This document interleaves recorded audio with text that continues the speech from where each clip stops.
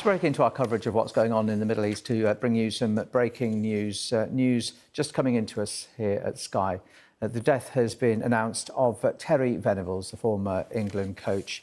Of course, well-known figure. This in from his family in the past few minutes. We are totally devastated by the loss of a wonderful husband and father who passed away peacefully yesterday after a long illness. We would ask that privacy be given at this incredibly sad time to allow us to mourn the loss of this lovely man who we were so lucky to have had in our lives. The former England coach, Terry Venables, aged 77, appointed England coach in January 1994, and you'll know that he led the Three Lions to the semi-finals of Euro 96, only to lose on penalties.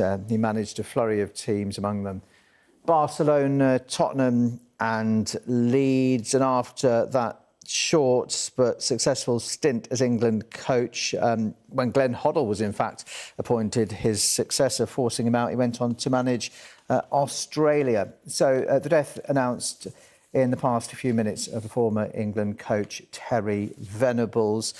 He played for a number of clubs, including Chelsea, Spurs and QPR. The death announced of Terry Venables in the past few minutes at the age of 77. The League Managers Association says it's deeply saddened to hear of the passing of its former LMA president, Terry Venables. Our thoughts are very much with Yvette, it says, and all of Terry's family at this time. That's attributed, in fact, to the chief executive of the LMA, Richard Bevan. Totally devastated by the loss of a wonderful husband and father, say his family, who passed away peacefully yesterday after a long illness. Let's bring in our sports correspondent, Rob Harris, who joins us on the phone. Good afternoon to you, Rob. Sad news here. Terry Venables, a well-known figure, but at times, it has to say, was controversial.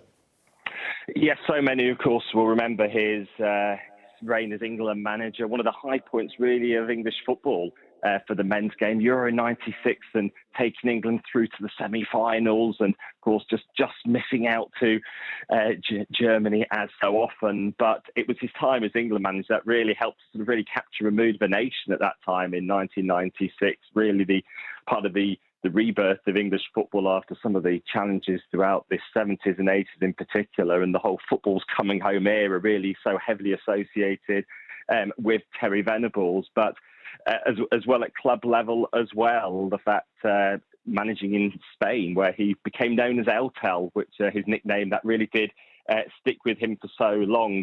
And then from there coming back to England to manage at Tottenham Hotspur, and it really says a lot about his achievements with Tottenham Hotspur, winning the FA Cup in 1991. That the club have only won one major trophy since then, and it was his off-pitch dealings that, as you mentioned, did lead to some sort of challenges away from the dugout, which did curtail parts of his managerial career as he had business ventures on the side. But certainly, as a player as well, he'll be so well known as well. Back from his time playing not only at Spurs, but Chelsea, Queen's Park Rangers, Crystal Palace, so many of the London clubs as well. And the fact he went on to have such a long managerial career as well. And, mentioning there just the trophy achievements, particularly as a manager, not only at Crystal Palace, but also Queen's Park Rangers, but winning